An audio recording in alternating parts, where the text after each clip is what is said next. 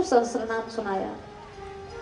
चाहे किसी वर्ण का हो, किसी आश्रम का हो, सबके लिए भगवान नाम परम धर्म है। भीष्म पितामह ने देखा उत्तरायण आ गया है, अब ज्यादा समय यहाँ रहना ठीक नहीं। भगवान की स्तुति की। सपदि सखी वचो निशम्य मध्य निज परियोर बलयो रथम निवेश्य स्थितवती परसैनुकायु रक्षणा हृतवती पार्थ सखे रतिर्मास्तु। अर्जुन के सखा श्री कृष्ण में मेरी रति हो, मेरा प्रेम हो। कैसे हैं वे? भीष्म पितामह कह रहे, हे नाथ, महाभारत के विजय का श्रेय भले ही आप पांडवों को देते रहे, पर महाभारत के विजय करने और कराने वाले योद्धा तो आप ही हो। भगवान ने कहा, पितामह कैसी बात कर रहे हैं, हमारी तो प्रतिज्ञा थी, हम तो शस्त्र उठा ही नहीं सकते थे और आप हमें योद्धा बता रहे हो, हमने महाभारत जीता। भीष्म पितामह ने भगवान को कहा, प्रभु बहुत से योद्धा ऐसे होते हैं जिनको अस्त्र शस्त्र की भी जरूरत नहीं पड़ती। ठाकुर जी ने कालीवन को मारा तो न साथ में सेना थी न शस्त्र था, कुछ नहीं था, ऐसे मार दिया। बोले जो कुशल श्रोता होते हैं उनको न सेना चाहिए न शस्त्र चाहिए। आप कैसे युद्ध करते थे मुझे पता है। सपदि सखी वचो निशम्य मध्य, आपका सखा अर्जुन कहता था दोनों सेनाओं के मध्य मेरा रथ खड़ा कर दो, तो आप रथ खड़ा कर देते थे। और खड़े होने के बाद अर्जुन के सखा हो आप।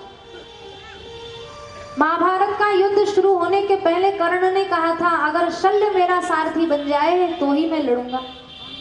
शल्य ने कहा, रे मूर्ख, तुझ सूत पुत्र का मैं क्षत्रिय हूं, मैं सारथी बनूंगा? कभी नहीं, तू लड़ चाहे मत लड़, मुझे क्या लेना देना। कर्ण के लिए शल्य सारथी नहीं बना और पांडवों के लिए भगवान सारथी प्रसन्न होकर सारथी बन गए। उस सारथी बनने में भी अपना गौरव समझा। ऐसे अर्जुन के हाथ जिन्होंने अपने आप को बेच दिया, आधीन बना दिया, हे अर्जुन के सखा, दोनों सेनाओं के बीच में रथ को खड़ा करके आप क्या करते थे? परसैन कायु रक्षणा, आंखों से एक बार शत्रु सेना को देख लेते थे। लोग सोचते थे कि भाई सारथी है, सेना का निरीक्षण परीक्षण कर रहा है, कहाँ जाना है, किससे लड़ाना है। पर आप क्या करते थे मुझे पता है, आप अपनी दृष्टि से कौरवों के शत्रुओं की आयु को और बल को खींच लेते थे, फिर उसी दृष्टि से पांडवों की सेना की ओर देखते थे और कौरवों की ओर से खींची हुई शक्ति और आयु को पांडवों की सैनिकों में भर देते थे। जैसे बादल होता है, समुद्र से जल का आहरण करता है और समुद्र से खींचे हुए जल को सारी धरती में बरसा देता है, इधर से लेता उधर दे देता है। ऐसे ही शत्रुओं की सेना से आपने सब आयु बल खींच लिया, पांडवों की सेना में रोज भर देते। ये आपका रोज का काम था। अब बेचारे कौरवों की सेना तो निर्बल हो जाती थी और इनका दिनों दिन बल बहुत बढ़ जाता था। अब बिल्ली है, उसी दांत से अपना शिकार भी करती है और उसी दांत से अपना बच्चा भी मुंह में पकड़ती है। शिकार बच नहीं पाता और बच्चे को कुछ हो नहीं पाता। ऐसे ही हे नाथ, आपकी दृष्टि से कुछ तो मर जाते थे और कुछ मरे मराए जी जाते थे। शत्रु सेना में जीवित मर जाते थे और पांडवों की सेना में मरे हुए जीवित हो जाते थे। अब बताओ, ऐसी स्थिति में अगर अर्जुन केवल बाण चलाने का नाटक करता रहे तो इसको वो युद्ध कहेंगे? युद्ध तो आपकी दृष्टि से हो रहा था, सारी लड़ाई, सारा जंग तो आपने अपनी दृष्टि से जीत लिया। पांडवों को वैसे विजयश्री का श्रेय दे दिया, पांडव जीते, महाभारत पांडव। ये बेचारे क्या जीतते? अरे इनको धनुर्विद्या सिखाने वाले इनके गुरुजन सामने खड़े हैं, जिन्होंने हाथ पकड़ पकड़ के धनुष पकड़ना, बाण साधना और निशाना साधना सिखाया। उन गुरुजनों से ये क्या? भीष्म पितामह ने तो अपने गुरुजी परशुराम जी को भी युद्ध में हरा दिया था और ऐसे भीष्म पितामह भी महाभारत के युद्ध में केवल 8 ही दिन सामना कर पाए थे अर्जुन का। ये किसकी सामर्थ्य थी? ये आप ही की दी हुई सामर्थ्य थी।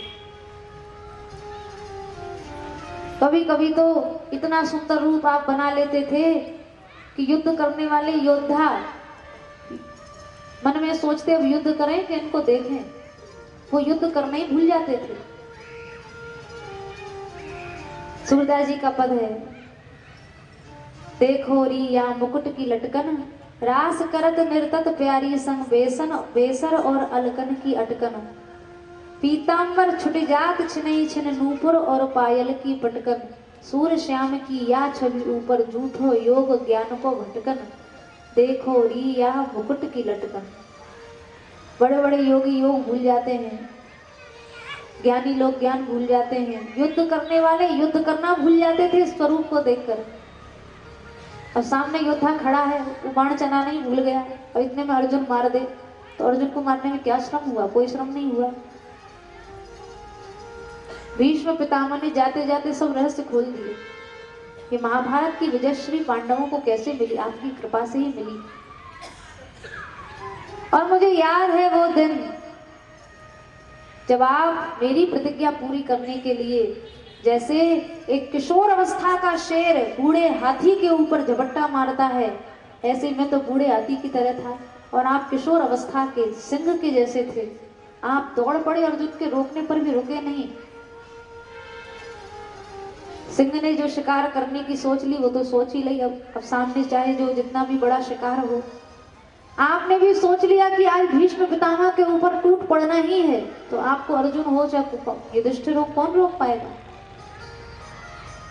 सब सोच रहे थे कि भीष्म पितामह को मारने के लिए भगवान टूट पड़े हैं, पर उस दिन है ना, पितामह को मारने थोड़ी आप टूटे थे, मुझे मारने के लिए नहीं आप कूद पड़े थे। आपने चारों युगों में अपने भक्त की वाणी को जो सत्य करने का प्रण लिया है, चारों युगों में, सतयुग में सत्य नहीं किया। प्रहलाद जी ने कह दिया इस खंबे में है तो खंबे से प्रकट ही हो गए आप।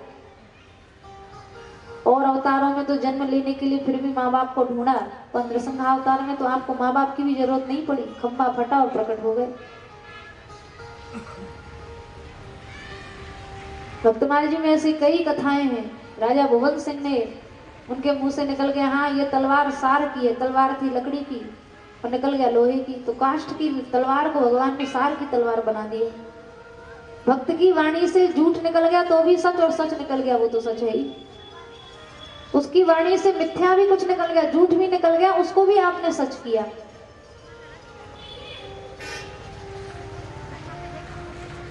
जयमल जी के मुंह से निकल गया माता जी राम जी सब भला करेंगे, तो शत्रु सेना से राम जी स्वयं राजा जयमल का स्वरूप बनाकर युद्ध करने के लिए चले गए, भलाई किया।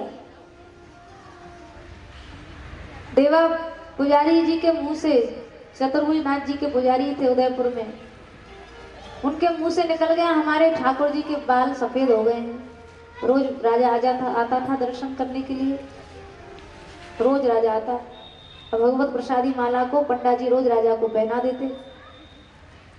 एक दिन राजा देरी हो गई, आया नहीं, पुजारी जी ने माला उतार के खुद ही पहन ली। थोड़ी देर में हल्ला मच गया, सावधान सावधान महाराज पधार रहे हैं। अब सब पका के राजा आ गया, अब क्या दे प्रसादी माला तो हमने पहन ली, जल्दी अपने गले से उतार के वही माला राजा को पहना दी। पुजारी जी बुड्ढे थे, एक सफेद बाल माला में चला गया माला के साथ। पुजारी जी ने, राजा ने देखा रे सफेद बाल, पुजारी जी को कहा पुजारी जी ये माला ठाकुर जी की है। झूठ बोल दिया, हाँ भगवान की है, ये नहीं बताया हमने पहन ली है। बात सच थी तो भगवान की। और प्रसादी वस्तु जो है कभी झूठी नहीं होती है, चाहे भगवान का चरणोदक है, चाहे चरणामृत है, चाहे वो भगवान का उच्छिष्ट है, निर्माल्य है, भगवत प्रसादी वस्तु कभी झूठी नहीं होती। उसको एक नहीं 10 व्यक्ति भी धारण कर ले तो भी वो प्रसादी भगवान की ही रहेगी। तो पुजारी जी ने बात तो सही कही थी, बोले हाँ ये है भगवान की। तो क्या भगवान हमारे बूढ़े हो गए चतुर्भुजनाथ जी? तो पुजारी जी के मुंह से निकल गया हाँ भगवान बूढ़े हो गए। राजा ने कहा तो ठीक है, कल आके हम खुद देखेंगे कैसे भगवान भी बूढ़े होते, देख लेना। अगले दिन रेशमी वस्त्र पहन के राजा आया मंदिर में, अब परीक्षा करने के लिए। सारी रात देवा पंडा जी को नींद नहीं आई। अब कोई और बात होती तो भगवान से प्रार्थना कर लेते, अब ये कैसे कहें कि आप मेरे लिए बूढ़े हो जाओ।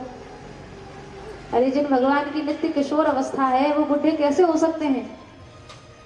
पुजारी जी ने कहा हे नाथ प्रभु मैं हूँ झूठो पुजारी, मैं तो झूठा पुजारी, जीवन भर केवल पेट भरने के लिए झूठी पूजा अर्चना करता रहा। पर हे नाथ मैं आपसे ये भी प्रार्थना नहीं कर सकता कि आप बुढ़े हो जाओ। आपकी जैसी इच्छा, अगर कल राजा मृत्युदंड देगा तो देगा ही, उसमें हम क्या कर सकते हैं। आपको जो मेरे लिए मंगल लगे वही करना। तो भगवान ने श्वेत केश बना लिए, बुढ़े हो गए चतुर्भुज नाथ जी, सच में बुढ़े हो गए। पुजारी जी, पुजारी जी, पुजारी जी को लगा कि सारी रात डर लग रहा है तो कोई भ्रम हो रहा है, रात में कौन बुलाएगा पुजारी। मंदिर से आवाज आ रही थी, अरे पुजारी जी देखो तो सही, मैं बुढ़ा हो गया। पुजारी जी ने सोचा भ्रम हो रहा है। फिर दूसरी बार थोड़ी देर बाद आवाज आई, पुजारी जी मैं बूढ़ा हो गया। पुजारी जी ने सोचा अभी भी भ्रम है। अरे पुजारी जी देखते नहीं मैं बुढ़ा हो गया। तो पुजारी जी ने कहा अब तो देख लेना चाहिए, भ्रम एक बार दो बार कई बार थोड़ी हो सकता है। मंदिर में गए तो देखा ठाकुर जी के सब काले सुचिक्कण के एकदम श्वेत हो गए, एकदम सफेद हो गए। पन्ना जी रोने लगे, हे नाथ आप मेरे लिए वृद्ध हो गए, मेरी झूठी वाणी को सत्य करने के लिए आपने स्वयं को वृद्ध बना लिया। भगवान ने कहा पुजारी जी जब मैं अजन्मा होकर जन्म ले सकता हूँ, अकर्मा होकर कर्म कर सकता हूँ, तो मैं नित्य किशोर होकर बुढ़ा भी हो सकता हूँ। भक्त का प्रण मेरे लिए सर्वोपरि है, मेरे अपने प्रण से भी अधिक महत्व मेरे लिए मेरे भक्त का प्रण, भक्त की वाणी है। सो जाओ आराम से, कल राजा आएगा देख लेंगे। अगले दिन राजा देखने के लिए आया। अब राजा को लगा कहीं हो सकता है नकली बाल लगा दिए हों। राजा ने परीक्षा लेने के लिए श्री चतुर्भुज नाथ जी के मस्तक से एक बाल को खींच लिया। जैसे ही बाल खींचा रक्त की धारा फूट पड़ी, राजा के रेशमी वस्त्रों पर रक्त छलक के गिर गया। राजा सकपका गया, कांप गया, डर गया, अरे ये तो वास्तव में भगवान के ही केश हैं, भगवान वृद्ध भी होते हैं, ये तो आज ही पता चला। अब तो चरणों में गिर के बिलक बिलक के रोकर क्षमा मांगने लगा, प्रभु मुझे क्षमा करो, क्षमा करो। भगवान ने कहा राजन क्षमा तो करते, पर तुमसे एक नहीं दो नहीं तीन तीन जघन्य अपराध बने हैं। सबसे प्रथम अपराध तो तुमने मेरे भक्त का किया, देवा पुजारी जी का किया। अगर पंडा जी ने कह दिया मैं बुढ़ा हो गया तो मान लेना चाहिए था, हाँ प्रभु बुढ़े हो गए। भक्त की वाणी पर इतना विश्वास होना चाहिए। दूसरी बात, अगर पंडा जी ने आपको भगवत प्रसादी कहकर निर्माल्य दिया, मेरी प्रसादी वस्तु में तुमने दोष बुद्धि की, नहीं ये पुजारी जी ने अपनी माला दे दी है। अरे निर्माल्य कभी झूठा नहीं होता है, प्रसाद कभी झूठा नहीं होता है। और तीसरा, तुमने साक्षात मेरी देह से केश खींचकर साक्षात तुमने अर्चा विग्रह का अपराध किया। तीन तीन जघन्य अपराध तुमने किए हैं। तुम क्या, तुम्हारी संपूर्ण पीढ़ी के लिए मैं इस दंड का विधान करूंगा। इस गद्दी पर आज के बाद जो भी बैठेगा वो मेरे मंदिर में कभी मेरा दर्शन करने के लिए नहीं आएगा। मैं आज के बाद तुम लोगों को दर्शन ही नहीं दूंगा। राजा बहुत रोए। और जब तक राज की परंपराएं चली, उस राजगद्दी पर जो भी युवराज बैठा, राजा बनने के पहले ही वो उदयपुर जाकर चतुर्भुज नाथ जी का दर्शन करता था। राजा बनने के बाद उस राजवंश परंपरा में जन्मा हुआ, राजा बनने के बाद कोई भी व्यक्ति उदयपुर में चतुर्भुज नाथ जी के मंदिर में जाकर दर्शन नहीं कर सकता था, क्योंकि भगवान ने कहा जो भी यहाँ राजगद्दी पर बैठकर राजा बनेगा उसको मैं कभी दर्शन नहीं दूंगा, वो मेरा कभी दर्शन करने नहीं आएगा। तो सतयुग में तो प्रहलाद जी के लिए आ गए, खंबा फाड़ के आ गए श्री ठाकुर जी, वाणी सत्य करने के लिए। कस्मात स्तंभे न दृश्यते, इस खंबे में है। प्रहलाद जी ने विश्वास पूर्वक कहा हाँ बिल्कुल है, नृसिंहावतार हो गया। भीष्म पितामह द्वापरांत में भीष्म पितामह की वाणी सत्य करने के लिए प्रभु पधारे, और कलिकाल में देवा पंडा जी के प्रण को सत्य करने के लिए श्री ठाकुर जी पधारे।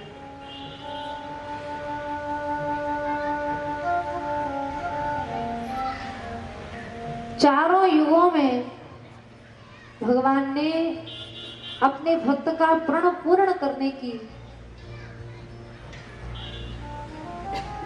जो उनका विरध है या जो उनकी प्रतिज्ञा है, उसको श्री ठाकुर जी ने साक्षात रूप से निभाकर दिखाया।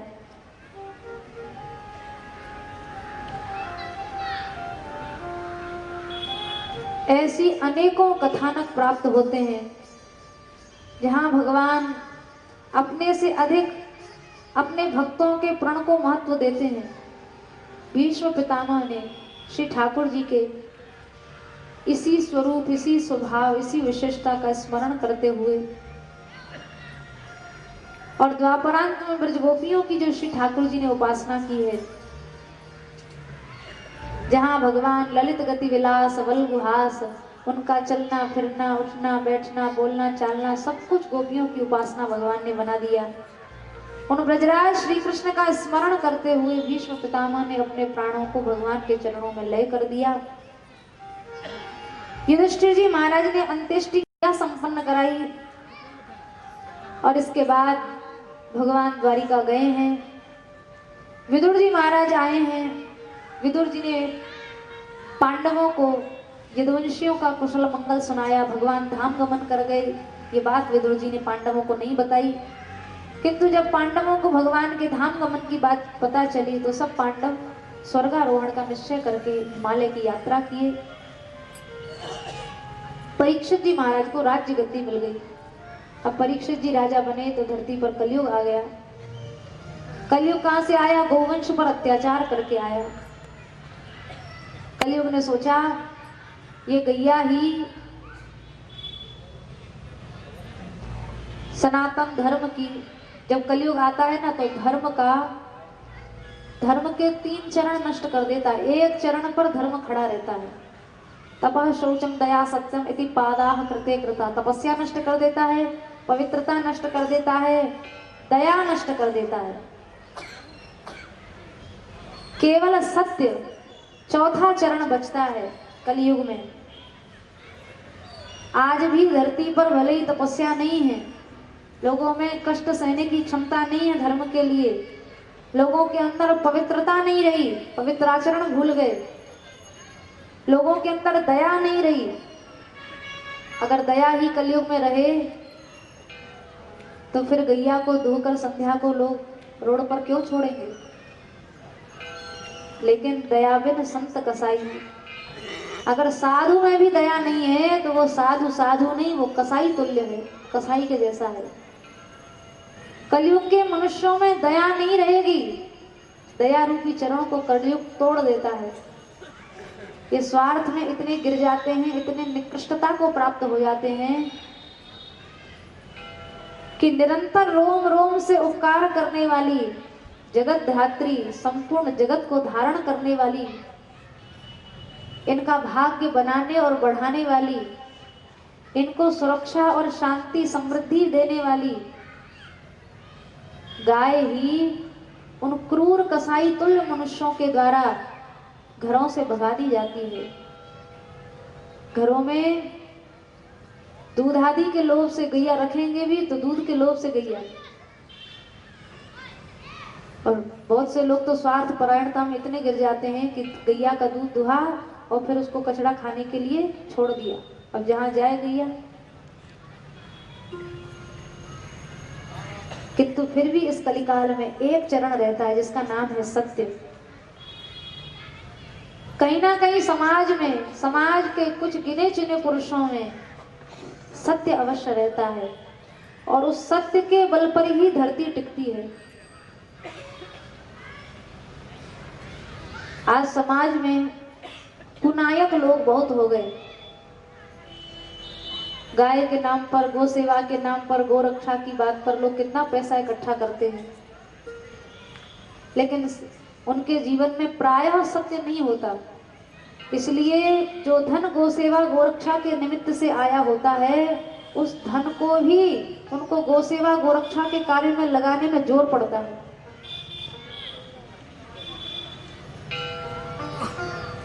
पर ऐसा नहीं है कि धरती से सत्य पूरी तरह से उठ गया। भागवत महात्म्य में नारद जी ने कहा है, हे भक्ति महारानी, इस कलिकाल में कुछ लोग ऐसे होंगे, प्रायः शब्द का प्रयोग किया,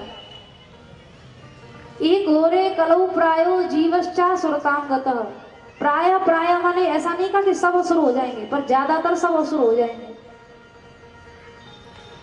अब ये किसी असुर से कम थोड़ी है। गोरक्षा गोसेवा का धन गोरक्षा गोसेवा के कार्य में न लगे, ऐसे लोगों को किसी असुर से कम नहीं कहा जा सकता। लेकिन सूत जी महाराज कह रहे हैं, यही घोरे कलो प्रायो जीवश्चासुरता, प्राय सब असुर हो जाएंगे, पर ये नहीं कहा कि सब हो जाएंगे। फिर भी कहीं ना कहीं नाम प्रेमी, गोसेवा प्रेमी, साधु सेवा प्रेमी, धर्म प्रेमी लोग इस धरती पर रहेंगे, जिनके कारण इस धरती का अस्तित्व रहेगा। आज भी देख लो, आप लोग यदि कभी बरसाने आए हैं और नहीं आए तो आकर एक बार दर्शन करो। इस धरती पर कैसा सत्य है और किस सत्य के आचरण के बल पर ये धरती टिकी हुई है। ऐसे महापुरुषों का दर्शन भी करना चाहिए। हमारे बरसाने में पूज्य सदगुरुदेव श्री श्री अनंत श्री संपन्न श्री श्री रमेश बाबा जी महाराज विराज रहे।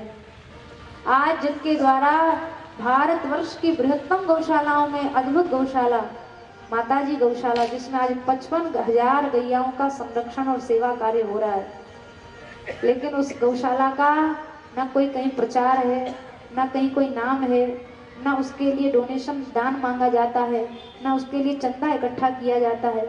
बल्कि पिछले वर्ष यहाँ कथा के माध्यम से भी जो द्रव्य आया था, संभवतः 2 वर्ष पहले, वो भी यहाँ के स्थानीय गायों की सेवाओं के लिए छोड़ दिया गया था।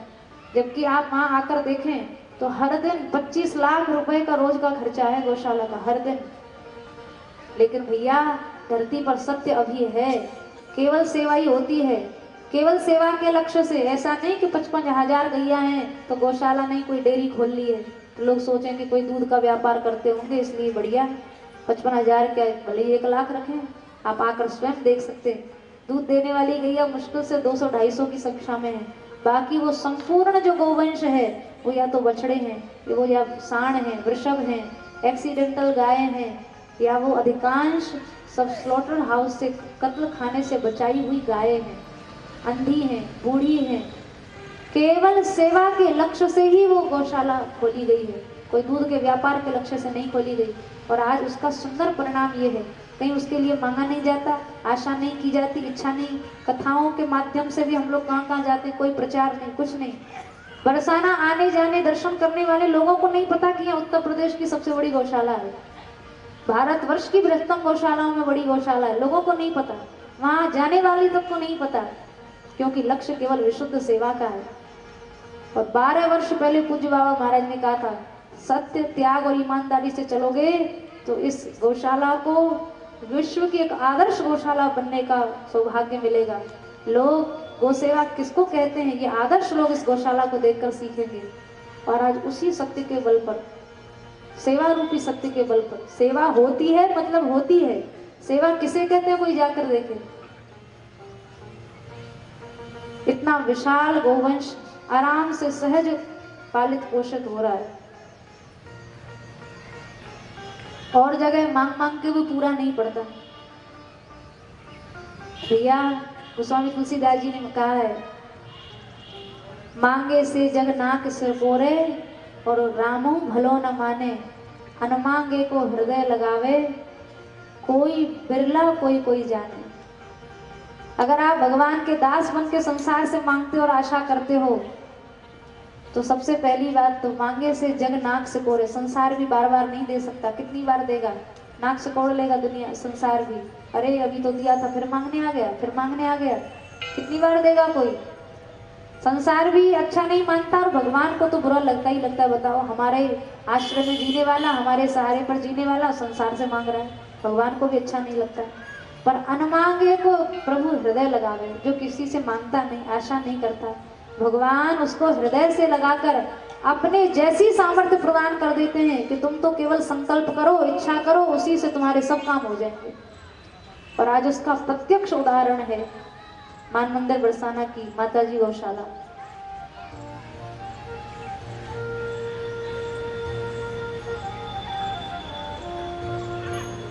सामर्थ्य भगवान प्रदान करते हैं। अगर जीव के लक्ष्य में सच्चाई हो, हमारे लक्ष्य में अगर सच्चाई है और पवित्रता है, तो सामर्थ्य तो भगवान देते हैं।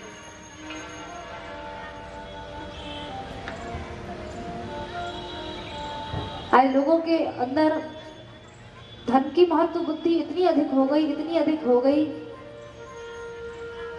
कि सेवा धर्म, चाहे वह गो सेवा धर्म है, गुरु सेवा धर्म है, ये सब किनारे खड़े हो गए। स्वार्थ इतना बढ़ गया। गो सेवा के निमित्त से प्राप्त धन भी गो सेवा में नहीं लगाया जा सकता। यह है हमारी वृत्तियों की निकृष्टता।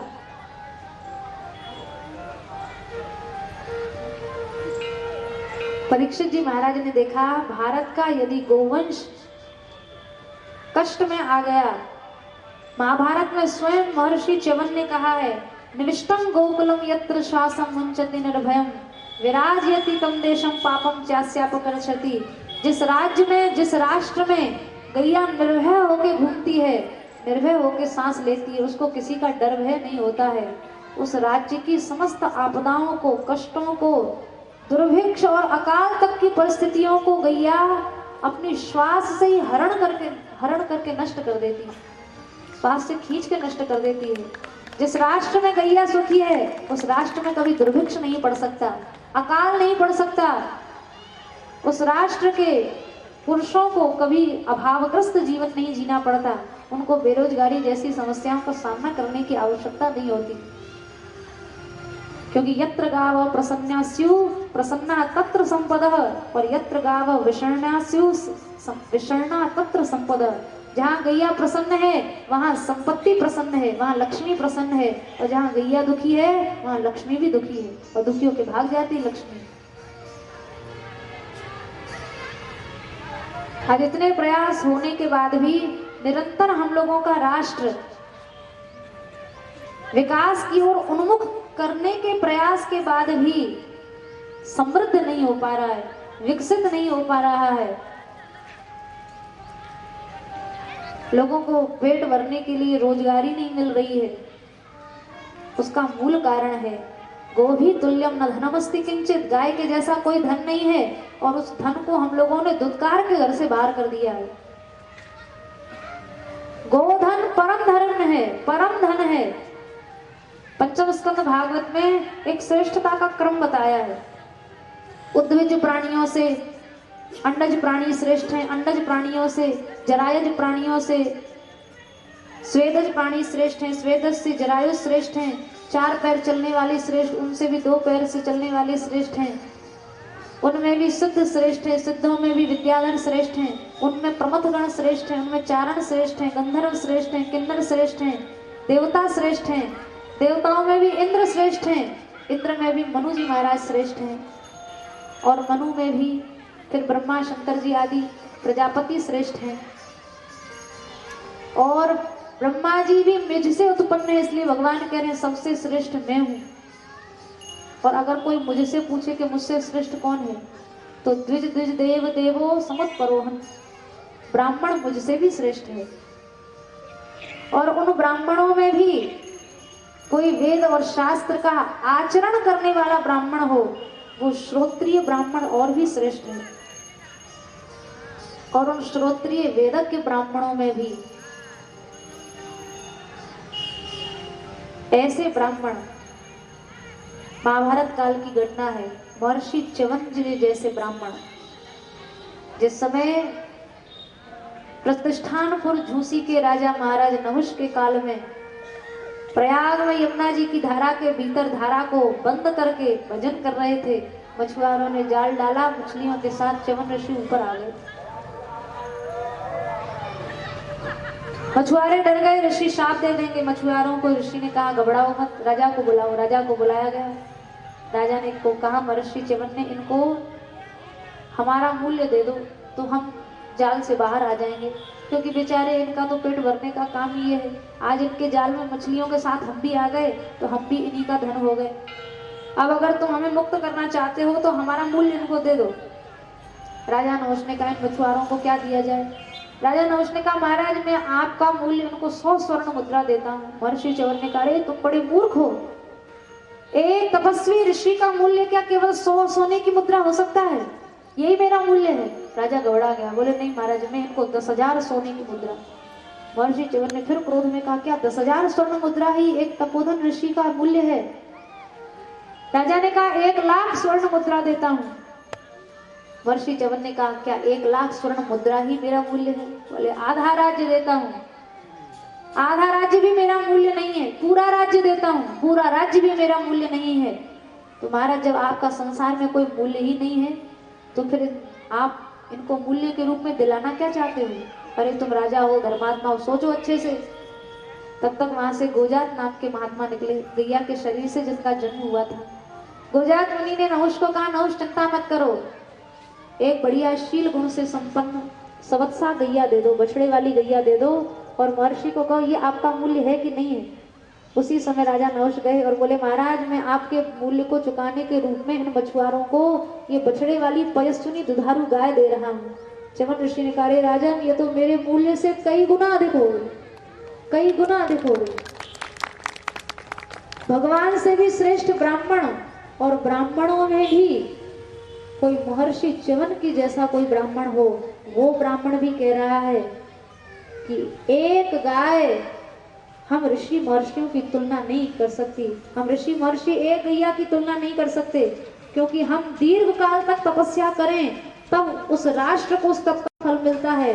पर ये गैया तो चारा खाकर अगर मुंह से जूठा फेन भी गिरा दे, इतने में ही वो राष्ट्र सुखी हो जाता है, वो राष्ट्र समृद्ध हो जाता है, वो राष्ट्र संपन्न हो जाता है गैया का फेन गिरने से। इसलिए गोभी तुल्यम, वह महाभारत में आया, गोभी तुल्यम न धनमस्ति किंचित, गाय के जैसा कोई धन नहीं है। इस बात को जिस दिन भारत के मनुष्य जान जाएंगे, समझ जाएंगे, और गोधन ही उनका सबसे बड़ा धन हो जाएगा, उन लोगों को जीवन में कभी भी किसी वस्तु का अभाव नहीं होगा, उनको कभी किसी प्रकार की कमी का अनुभव नहीं होगा, क्योंकि वास्तव में गाय सबसे बड़ा धन है।